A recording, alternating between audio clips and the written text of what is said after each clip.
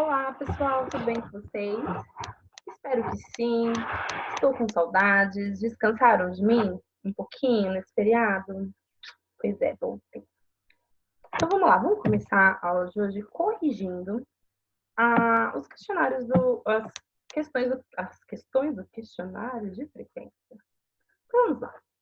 Sabemos que o neoclássico é um período de retomada às artes clássicas. Sendo assim, em qual século esse período se deu? A partir do século II depois de Cristo, a partir do século XVIII, entrando no século XIX, ou a partir do século XIV? Qual que é a sua resposta? Você lembra? A partir do século XVIII, entrando no século XIX. Então, os estudiosos afirmam que o neoclássico, esse movimento neoclassicista, não é movimento, essa época neoclassicista, ela se deu início no final do século XVIII e ela entrou no século XIX, que é o que a gente chama de idade contemporânea. Mas ele não tem uma data certa para começar e terminar. Bom, isso aí ainda é bem polêmico. Próxima pergunta. Contestando os artistas do neoclássico que prezavam pela beleza e racionalidade, surgem os românticos. Diferente aos românticos, está correto dizer que suas obras expressavam apenas a realidade da época, evidenciando a beleza. Ou 2. Suas obras expressavam percepções sensíveis, dramáticas, apaixonadas e individuais. Opção 3. Suas obras expressavam a racionalidade e a neutralidade. Você lembra de sua resposta? Suas obras expressavam percepções sensíveis, dramáticas, apaixonadas e individuais. Lembra o neoclássico? Voltou para trazer para o pé no chão ali a realidade, porque antes do neoclássico tinha um barroco, que foi uma parte da época da arte que tinha muito adereço, muita subjetividade, muita sensualidade, e o neoclássico vem e fala, opa, peraí, aqui é negócio, vamos voltar para a moral de Sócrates, de Platão, vamos voltar para o ideal de beleza, aí eles voltam para tudo isso. Aí eu sou meio tipo, falo, mas pô, isso tem sentimento, né, cara? A gente sofre, somos seres humanos. E querem colocar isso nas suas obras de arte. Então, eles vêm aí para dar uma quebrada de novo nesse tudo clássico novamente. Então, vamos lá. Atenção, hoje nós vamos fazer uma revisão do conteúdo que foi passado nesses últimos dias. E aí, depois, no final dessa aula, você precisa fazer uma avaliação. Calma, relaxa. Eu fiz a avaliação pensando em tudo que eu já disse aqui nesses vídeos, tudo que está na avaliação vai estar nesse vídeo aqui também. Eu fiz pensando em vocês. Eu sou parceira de vocês, eu quero que vocês aprendam. E eu fiz a avaliação com aquilo que eu julgo essencial. Então, se você for bem na avaliação, você aprendeu o essencial. E isso é ótimo, ok? Esse questionário, essa avaliação, ela também vai funcionar como questionário de frequência. Então, o que vai acontecer? Eles são a mesma coisa, 2 em 1. Questionário de frequência e avaliação. Fez a avaliação, está com presença.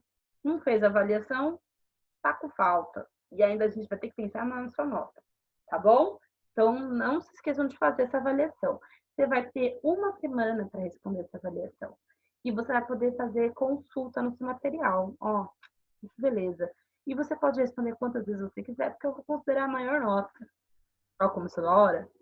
Então, pessoal, eu vou falar depois disso no final da aula, vou retomar isso aqui para a gente entender melhor o que vai acontecer. Então, vamos lá, vamos fazer uma revisão, tentar fazer essa revisão, né?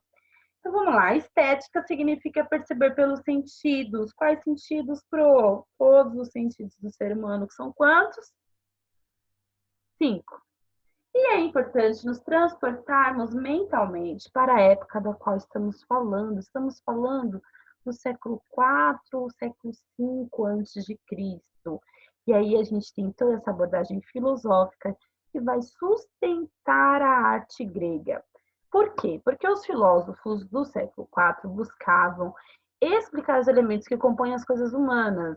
E eles estudavam a natureza, lembra dos físicos?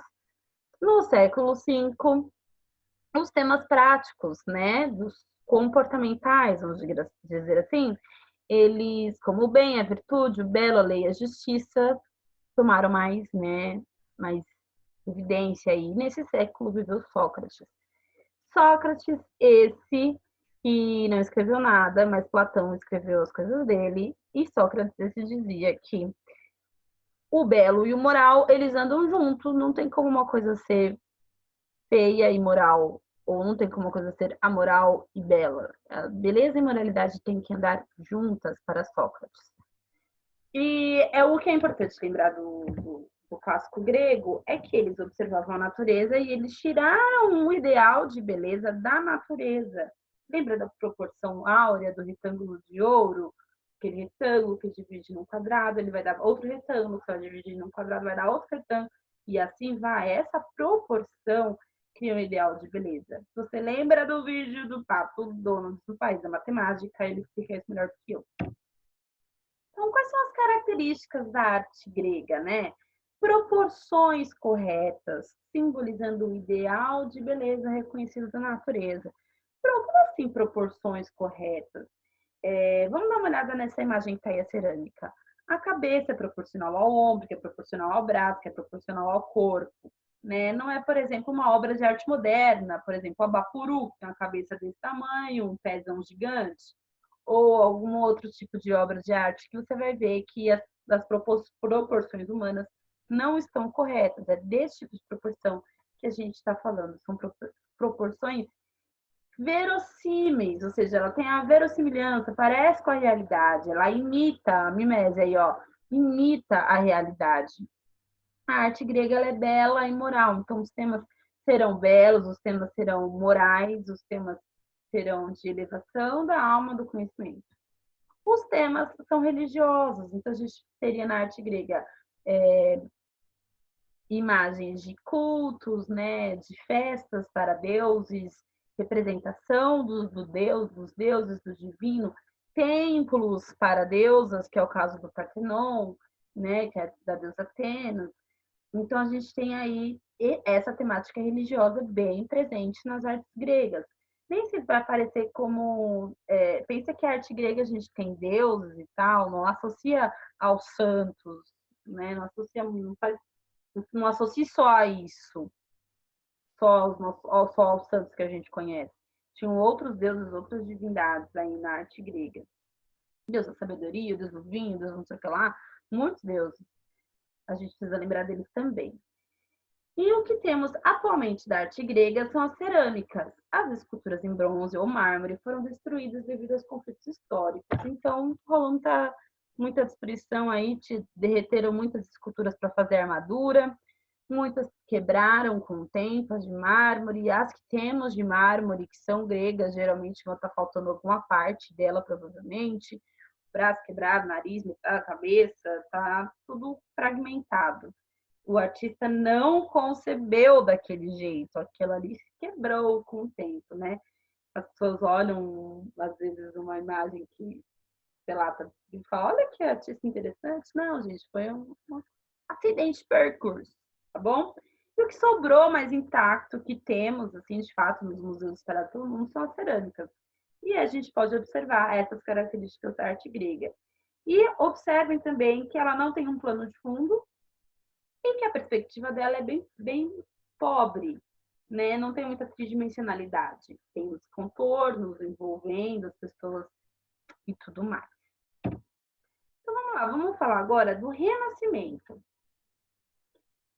No Renascimento, a mimese grega se desenvolve no desenho. Então, aquela cópia da realidade, das proporções, e tudo que eu já disse anteriormente, vai se desenvolver, né? Não estão redescobrindo, estão desenvolvendo.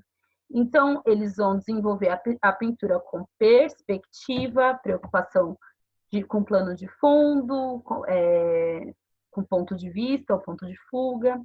Esfumato, que é a passagem suave entre as cores. E os estudos racionais da natureza a partir da paisagem, da anatomia humana. Então, no Renascimento, eles vão muitos desenhos, muitas representações artísticas também são para estudo. Por exemplo, vamos pegar um Leonardo da Vinci, que eu acho que vocês estão bem familiarizados com ele. Leonardo da Vinci também pesquisou muita coisa, estudou muita coisa, foi botânico, estudou anatomia, então ele tinha nos seus desenhos também uma fonte de observação e de estudo. Isso sim aconteceu nesse período, não apenas com Leonardo da Vinci. Vamos dar uma olhada aí nessas pinturas do Renascimento. Aí a gente tem o Renascimento, tem uma pintura do Rafael e uma pintura do Leonardo da Vinci. Vamos dar uma olhada na do Rafael, ok? Quando a gente fala da preocupação com o fundo, vamos comparar com a cerâmica. Não tem fundo. Alguns afrescos de arte grega e romana que a gente encontra, afresco é aquela pintura na parede, no gesso molhado, também não tem essa preocupação com o fundo. Ela só vai se desenvolver depois. Às vezes tem uma pedra, alguma coisa, mas não é essa preocupação. Já no Renascimento, existe essa preocupação. Você pode ver que tem as árvores lá atrás, tem uma linha do horizonte, tem montanhas muito distantes. Olha aí na imagem. Tem a preocupação, com a outra técnica que eu coloquei, do esfumato. O esfumato é a passagem suave entre as cores. Olha lá para essa mulher que está no quadro do Rafael à sua esquerda, a mulher da sua esquerda também. Veja como a roupa dela tem sombras, né? E como é a passagem de cores da cor escura para a cor mais clara é bem suave. E isso ajuda a dar essa sensação de tridimensionalidade, de perspectiva também. Então, olha lá, vamos pensar na cerâmica, vamos imaginar num afresco. Tá vendo como ali, ó, linhas retas, não tem muito sombreado, pode ter um claro escuro, mas é algo mais grosseiro, né? Isso se desenvolveu no Renascimento. Estudos racionais da natureza, a partir da paisagem da anatomia humana. Outra preocupação que a gente encontra aqui, que eu falei na aula passada, é a preocupação com os planos, né? Começam a colocar figuras em primeiro plano, em segundo plano, e por aí vai. Na obra do Leonardo da Vinci, a gente consegue perceber as mesmas características de uma pintura renascentista. O esfumato, a passagem suave das cores, a preocupação com a composição do fundo ambiente que essa cena pintada está acontecendo, perspectiva, tridimensionalidade, o desenho tá gordinho, né? Vendo? Não é aquela coisa chapada, ele tá gordinho. A gente vai fazer meme de mim, hein? Mas enfim, ai, quer ver que eu dei ideia? Aí, eles estão gordinhos, estão bonitinhos e tal. Vamos continuar na nossa revisão. O interesse pelo universo grego era tão grande no Renascimento que muitos artistas italianos voltaram a ler e olhar para a arte feita por ele. Por estarem na Itália, as versões romanas eram as mais acessíveis. Os romanos venceram uma batalha sobre os coríntios e, a partir daí, apropriaram-se da cultura grega, daí a expressão greco-romano. Rafael fez uma homenagem aos artistas renascentistas, retratando-os como os filósofos gregos no afresco A Escola de Atenas. Então vamos lá, pessoal. Esse slide está reforçando essa ideia de que eles foram revisitar as artes clássicas, não apenas na sua estética, na preocupação com a mimese, mas também com a filosofia, a beleza, a moral, os escritos filosóficos e tudo mais que aconteceu naquela época. E os italianos tinham uma... Lembra que eu falei que as coisas da Grécia, elas se perderam com o tempo? Os gregos, ou os romanos, ganharam uma batalha com os coríntios. Lembra que a gente colocou no Coríntios? E aí eles começaram, eles fizeram cópias, restauraram algumas coisas e a cultura deles se mistura, por isso que a gente chama greco-romano. O Rafael fez essa pintura da Escola de Atenas, dando um rosto para Sócrates, né? E para outros filósofos, vocês viram lá na apostila de vocês, é uma obra cheia de referências, mas que eu não vou abordar ela aqui agora, porque não vai cair nas nossas testes. Ó, fica tranquilo. Então, a temática do Renascimento, como você está vendo, ele está revisitando a filosofia, ele está honrando a filosofia grega por meio desse retrato. Coisas para a gente observar numa pintura renascentista: perspectiva, planos de fundo, onde eles estão em pátio. Os seres humanos aí são gordinhos, temos passagem suave entre as cores. Está acontecendo uma cena que de referência ao quê? A filosofia grega. Vamos lá. Neoclássico. Mais uma vez, vamos falar de clássicos. Surgido na França, espalhou-se no decorrer do século XIX pela Europa e pela América, inclusive no Brasil.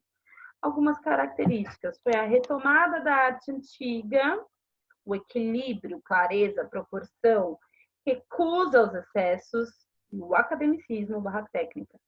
Então, vamos lá. O que é importante a gente saber, assim, por cima, para a gente entender o que vai acontecer no neoclássico? Antes do neoclássico, a gente vai ter o barroco. O barroco vai ser uma época da arte onde tem muitos elementos decorativos. Seriam os elementos decorativos? Aqueles risquinhos, florzinhas, frutinhas que compõem só para deixar mais bonitinho, uma fofinha a obra. As saias das mulheres vão se levantar e vai ter uma certa sensualidade nas obras. Vai acontecer alguma coisa que vai mexer com a subjetividade humana.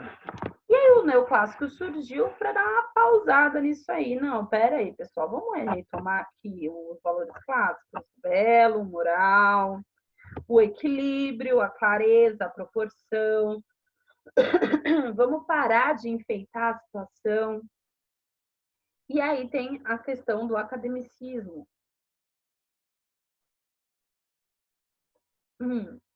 Questão essa de que agora, para você, os artistas têm uma escola, agora os artistas têm um jeito certo de fazer arte. Não é qualquer um, você tem que estudar, tem que ir lá, tem que aprender a desenhar assim, assim, assado, passar por isso, por isso, por isso, por aquilo, por aquilo, por aquilo. Não é mais uma pessoa isolada que vai trabalhar sozinha para se tornar um artista. Agora a gente tem artistas convivendo juntos. E o neoclássico surge para retomar os valores gregos e dar uma pausada nessa brincadeira aí do barroco com os excessos decorativos, excessos de expressões, excessos de subjetividade. E aí, para a gente representar o neoclássico, a gente tem aí o Panteão de Roma, que é o original, e o Panteão de Paris, que é o neoclássico, de Paris, que é o neoclássico. E quais elementos que a gente encontra no Panteão de Paris? Elementos gregos que a gente pode observar. A gente pode observar as colunas. As colunas, elas são de que povo, gente? Dórico, coríntio, jônico, coríntio, né? Então, é uma coluna coríntia. Ela tem o capitel, ou seja, o topinho da coluna é decorado. Então, essa é uma característica coríntia. Lembra de Temos o frontão triangular. O frontão triangular presente também lá no Partenon, lembra? Que tá na nossa foto, ele tá destruído já, mas ele era assim, tinha esculturas e tudo mais. Esses são só alguns elementos. A gente tem o elemento da proporção também, o elemento da proporção, que também é grego, certo? Nesse slide aqui, a gente vê com esse slide eu quis tentar mostrar para vocês um pouquinho da evolução das obras aí, né? Então, para a gente pensar na nossa cabeça, esses dois primeiros aqui, um é grego, o outro é romano. A cerâmica é grega e o afresco é romano. Esse afresco, vocês estão vendo? Linhas bem traçadas, a passagem de cores não é tão suave assim, o fundo não é tão elaborado, né? Então, vamos começar do começo. Lá, a primeira imagem da esquerda, cerâmica grega. Proporções corretas, não tem a preocupação de representar um fundo, linhas expressivas. No caso aí dessa cerâmica, não temos nem cores, né? Na segunda imagem, da esquerda para a direita, um afresco grego, um afresco romano. A gente vê proporções corretas, beleza e tudo mais, mas não temos uma preocupação tão forte com o fundo. A passagem das cores é um pouco mais grosseira. No Renascimento, com a Mona Lisa, já enxergamos ali a preocupação com o fundo. a preocupação do esfumato, que é a técnica da passagem das cores, a perspectiva, né, os detalhes, as coisas vão criando um pouco mais de vida, assim, né? E o neoclássico ali com a morte de Sócrates, que reforça todos esses valores de uma maneira até, sei lá, não sei nem explicar, mais realista ainda, digamos assim. Ok, todos esses aí, todas essas coisas que a gente estudou, elas estão interligadas, mas elas não aconteceram no mesmo período da história, meu rapaz. Eu já disse para vocês, já tinha esquecido, né? O clássico grego aconteceu ali no começo da Idade Antiga, muitos séculos depois, lá nos meados do século XIV, nós temos o Renascimento, que vai retomar o clássico grego de lá atrás. E lá no começo da Idade Contemporânea, meados do século XVIII, entrando no século XIX, nós teremos o neoclássico, ok? No início da Idade Contemporânea, Importante a gente saber direitinho do que a gente está falando. Então, pessoal, de toda essa jornada aí que a gente estudou, a nossa apostila vem trazer para vocês o romântico, e vem bater de frente aí com o neoclássico, igual eu disse lá no começo, quando a gente estava respondendo as questões. O romântico, ele vem para trazer um pouquinho de emoção. O romântico, ele vem para trazer um pouquinho de subjetividade, um pouquinho de drama, um pouquinho de sentimento humano, de representação do sentimento humano nas obras. É o caso da Liberdade Guiando o Povo, que está aí no meio, do Delacroix. Coloca a liberdade como uma mulher, com os seus seios de fora, erguendo uma bandeira à frente de todos. Isso é o que a gente chama de alegoria. Ele colocou ali essa mulher para representar a liberdade. E isso traz muito sentimento. Olha, temos corpos no chão, pessoas armadas, revolução está rolando ali, né? Então, a liberdade guiando o povo. Temos um mar de gelo com um barco tímido lá no fundo, naufragando. E um mar de gelo, gente, é um mar de gelo. Acho que a imagem por si só já é bem agitada, mexe com a gente, né? Essa quantidade de informações de formas. E Moema, de Victor Meirelles, que representou aí a história da Moema, morreu procurando seu grande amor nadando, colocada morta de uma maneira muito poética, muito sublime. O que é o sublime? Ele brinca com os limites entre a realidade e a subjetividade. Então, torna-se sublime. O romântico veio para isso. E aí você fez a sua tarefa. A sua ideia era fazer o sublime, ok? Pessoal, por que é muito importante a gente aprender tudo isso? É importante para a gente entender os caminhos que a arte vai trilhar e entender também algumas coisas que vão acontecer agora, nos dias de hoje. Algumas pessoas tentam voltar para essa estética clássica.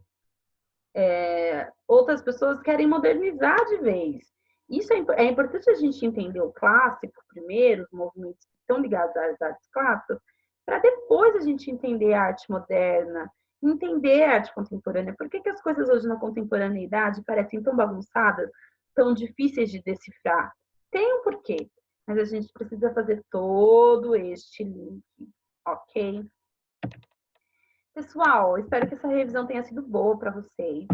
Mas vamos aí umas recomendações para uma boa avaliação, como eu falei que eu faria. Então, a primeira é, leia muito bem as perguntas e as respostas, com calma. Você tem tempo para fazer essa avaliação. O questionário vai ficar aberto por uma semana, então você pode refazer com calma.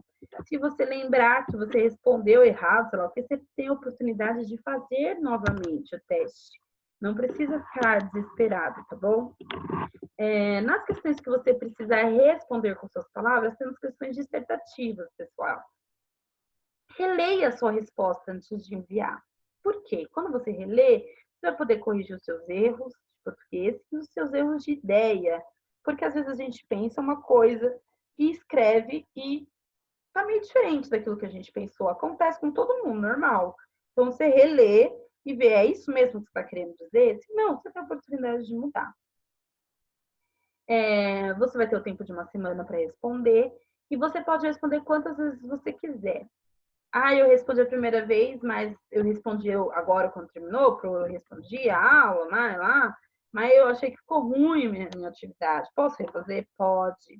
Eu vou considerar aquela atividade que você enviou, aquela com maior nota, ok? Claro que você não precisa fazer 300, não precisa. E eu quero que vocês saibam que nessa avaliação eu coloquei aquilo que eu considero essencial para que vocês aprendam, para que vocês tenham um bom desenvolvimento nas aulas de arte. Então, se você for bem nessa avaliação, você entendeu o essencial, olha que legal. E não tem problema, eu sempre vou estar aqui também, caso você não tenha entendido, sempre estarei aqui para vocês, disponível. Então não precisa ficar preocupado, até porque, gente, você pode consultar os outros vídeos que eu já postei, você pode consultar a sua apostila. Eu só não recomendo que você consulte outros tipos de material. Por que eu não recomendo? Neste momento. Porque a nossa aula é muito nossa. Aquilo que eu passei para vocês, passei do meu jeito, com as minhas palavras. Talvez se você procurar alguma informação fora, ela não pode ser que ela esteja errada, porque acontece, pode ser que ela esteja certa, pode ser que ela esteja com um palavreado muito difícil, que seja difícil de compreender. Por isso que é importante você, nas questões dissertativas, usar as suas palavras, porque eu percebo quando você copiou de algum lugar, ou quando você tentou exprimir uma ideia que não é sua. Então, seja fiel com você mesmo. Use a avaliação para se autoavaliar, para você olhar e falar: nossa, eu aprendi alguma coisa, aprendi menos, posso me esforçar mais e tudo mais. É muito importante a gente ter essas noções de arte para a gente entender as coisas que acontecem nos dias de hoje, artisticamente, e que vão acontecer para frente também. A arte faz parte do nosso dia a dia. E o meu objetivo é que vocês sejam cidadãos conscientes do momento em que vocês vivem, e que aproveitem as coisas da vida também, as artes que a vida traz. Ok, pessoal? Espero que esse resumão tenha sido proveitoso. Espero que vocês façam uma boa avaliação também. E estou com saudades de verdade. Quero muito encontrar vocês em breve, todos saudáveis, todos bem. E até lá, fiquem em segurança. Mantenha-se em casa, sempre que possível. Higienize suas mãos, utilize as máscaras caso precise sair numa emergência. Eu amo vocês, eu me preocupo com vocês, eu quero ver todos bem quando a gente voltar, tá bom? Beijinhos e até a próxima.